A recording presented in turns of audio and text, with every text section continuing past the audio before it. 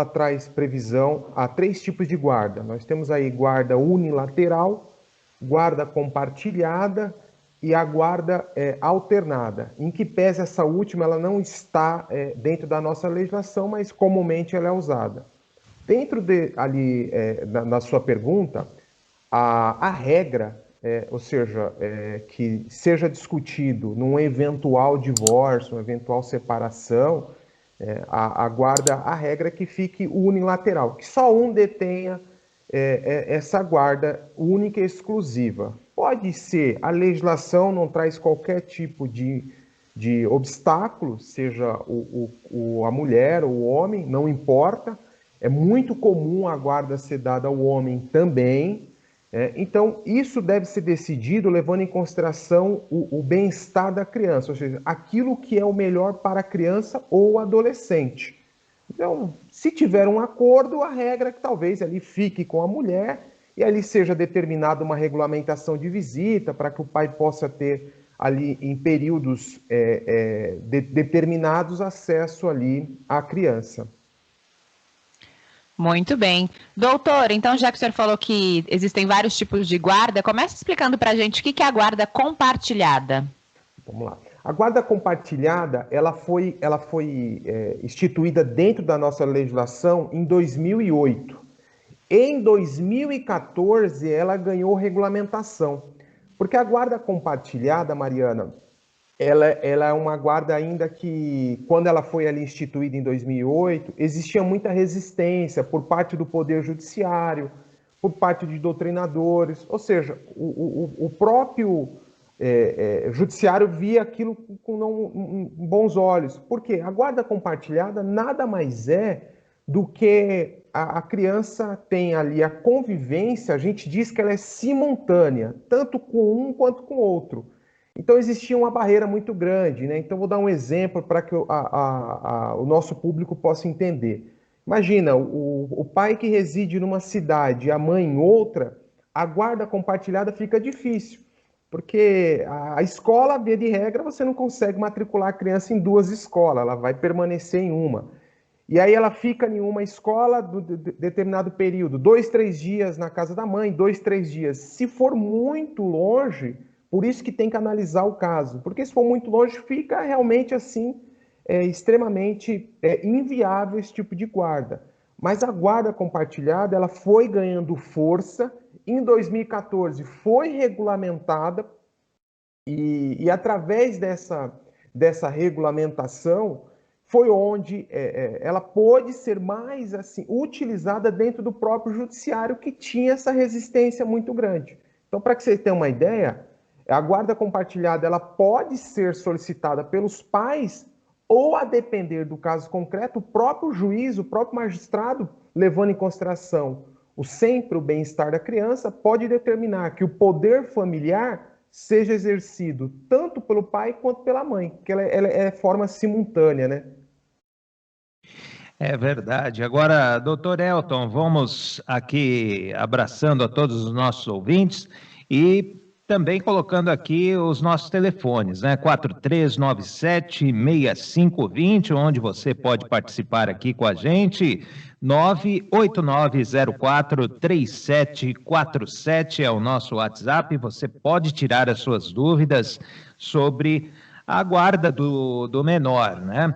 Agora, doutor Elton, é claro que essa não é a situação correta, né, em termos de casamento. Quando a gente pensa em casamento, filhos, é que a coisa dure para sempre, né? Infelizmente, esses casos acabam acontecendo e faz parte da nossa vida. Agora, eu gostaria que você falasse um pouco também, doutor, sobre a sua experiência pessoal quando nessa questão de guarda compartilhada, qual que você acredita que seja a melhor opção para a criação dos filhos, para que eles tenham uma proximidade maior com os seus pais? Boa pergunta, Alex. Por experiência do dia a dia, eu sempre acredito que em que pese tem muita resistência ainda, a guarda compartilhada ela é uma excelente opção. Porque para que você tenha uma diferença entre a compartilhada e a alternada é estabelecido um prazo, um período. Então, exemplo, estabelece lá 6 meses fica com o pai, 6 meses fica com a mãe. A compartilhada, ela é exercida o poder familiar de forma simultânea. Mas é o que eu falei, a gente tem também que levar em consideração que, a depender, há casos que ela é impossível de ser aplicada. Mas o que eu sempre oriento os meus clientes, o que eu sempre converso muito, é que sempre deve se levar em consideração o bem-estar da criança ou do adolescente. Por quê? Porque as nossas opiniões pessoais, elas devem ser deixadas de lado, né? Então, assim, você deve preservar a criança. A integridade física, mental, psicológica, você deve preservar ela num todo. E preservar é você entender. Então, há casos onde nós atuamos para manter e solicitar a guarda compartilhada, foi muito bem aplicada, o casal realmente tinha um convívio muito harmonioso, né, muito amistoso, ou seja, isso é muito bom, porque você imagina, a criança fica 2 dias na casa do pai, mais 3 dias ali na casa da mãe, e realmente ela tem que ter ali um convívio onde não há essa obrigatoriedade, né? Então, assim, é diferente da guarda unilateral, aonde a regra ela acaba prevalecendo, onde fica ali com a mãe ou com o pai, e ali numa sexta-feira, o que foi determinado na regulamentação de visita, retira-se ali a criança, passa-se o final de semana, feriados, aniversário do pai, Natal com um, Ano Novo com outro.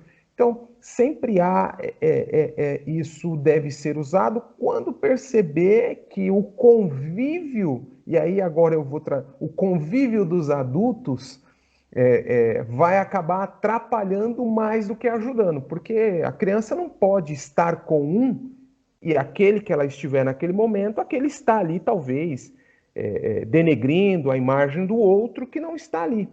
Existe até uma ação que é a alienação parental, ela é muito discutida, isso, muito.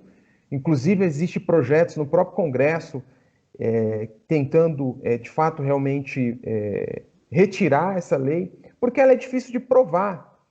Ela é difícil muito de provar. Então, nós já atuamos em guarda unilateral, guarda compartilhada, guarda alternada, mas a regra, Alex, é que acabe caindo e partindo para a guarda unilateral. Ou seja, onde um exerce, mas o fato de um exercer não tira o poder familiar do outro. O outro continua exercendo ali o seu poder familiar, ou seja, a outra parte deve ali prestar informações da criança sobre a escola, saúde, educação, ou seja, para verificar ali e levar em consideração para que a criança tenha, de fato, uma criação saudável, né?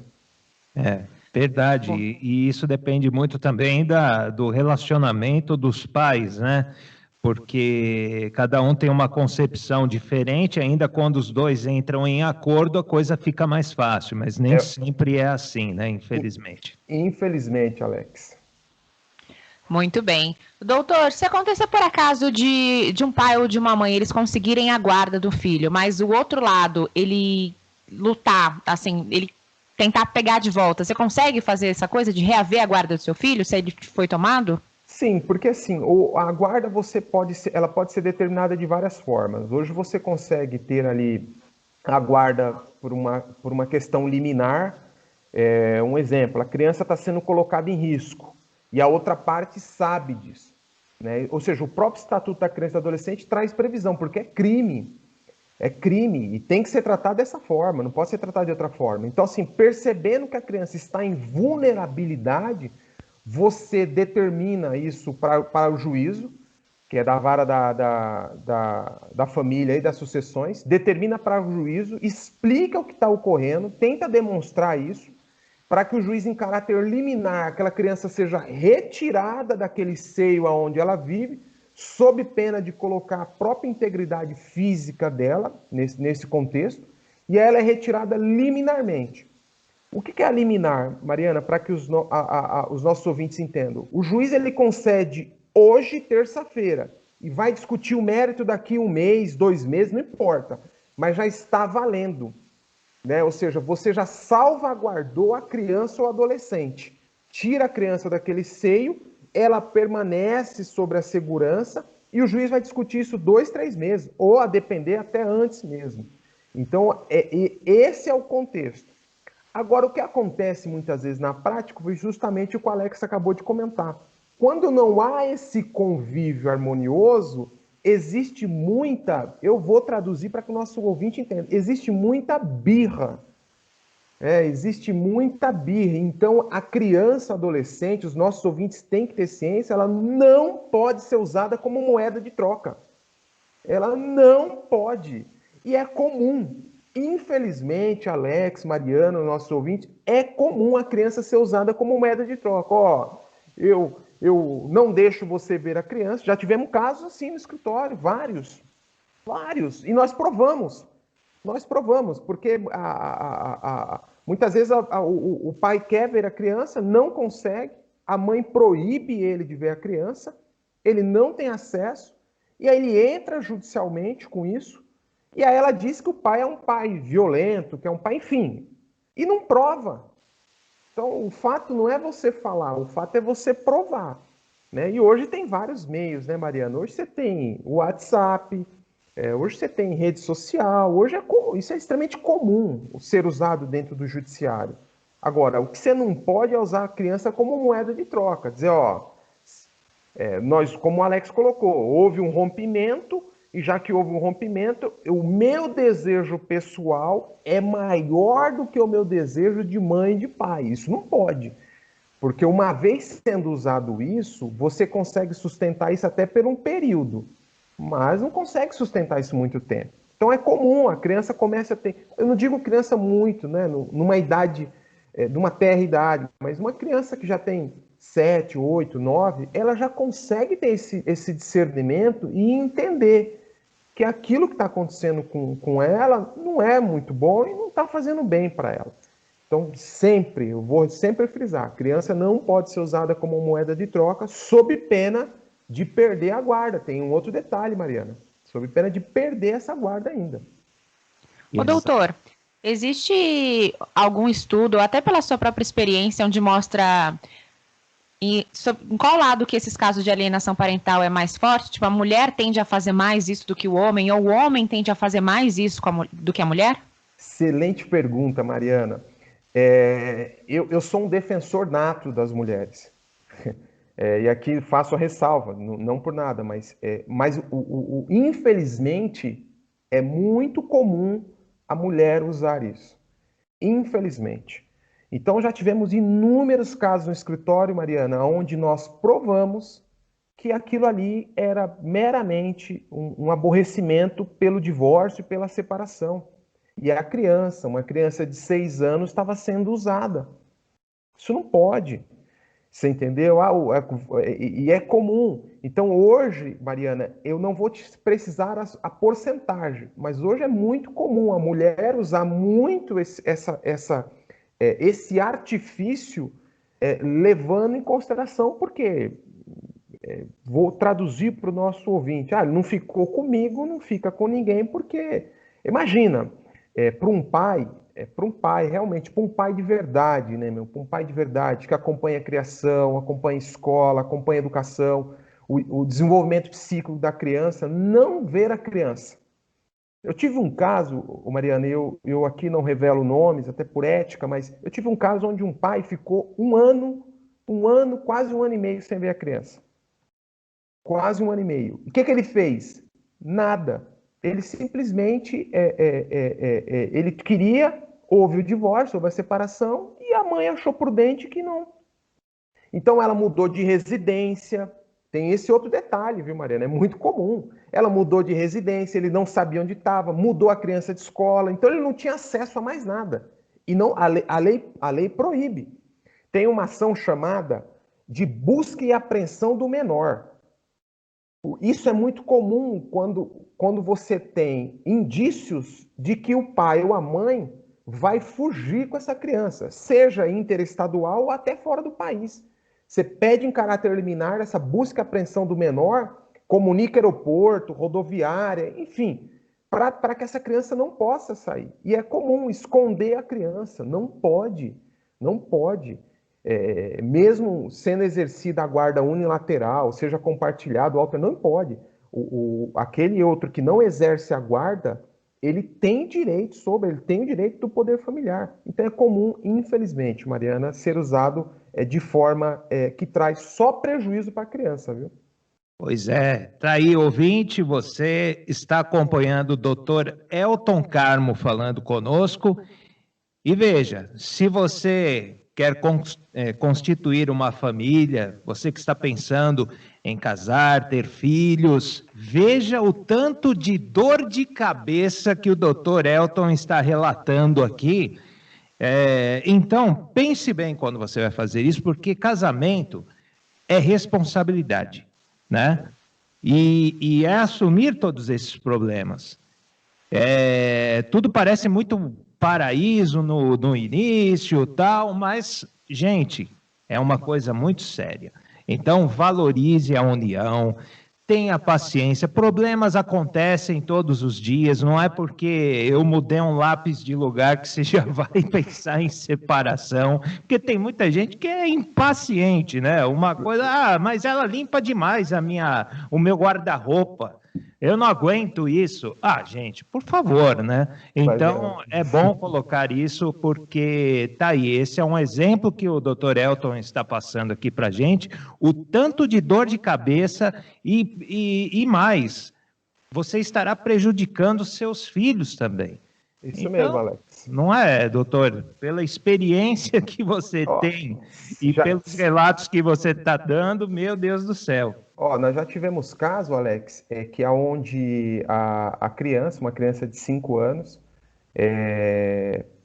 possivelmente ali sofreu algum tipo de violência pelo padrasto, e nós estávamos atuando pelo pai, conseguimos essa guarda, provamos, mas é muito triste porque você pega uma criança de 5 anos relatando coisas assim que você fala, não é para uma criança relatar isso, né? Ou seja, ela relata realmente com requintes ali de fidelidade o que ocorreu. Então, o cuidado deve ser muito grande com a criança. Eu sempre vou frisar, o melhor interesse aqui, não existe uma receita pronta, seja qualquer tipo das guardas, mas o melhor interesse aqui deve prevalecer o da criança, sempre o do adolescente, nunca o interesse pessoal, como o Alex muito bem frisou. A responsabilidade, ela independente se existe o convívio do casal ou não, ela vai ser levada para o resto da sua vida. Então você não negocia, eu não negocio responsabilidades, eu não negocio. E volto a dizer, é muito triste quando nós vemos na prática a criança sendo usada como moeda de troca para atingir a outra parte. Isso é muito triste. Muito bem, estamos aqui com o Dr. Elton falando sobre guarda de menores e você pode enviar a sua dúvida ou seu comentário para o nosso WhatsApp, o 989043747 ou participar ao vivo pelo nosso telefone, o 114397 6520. Nós vamos para um rápido intervalo, mas não antes de ouvir uma música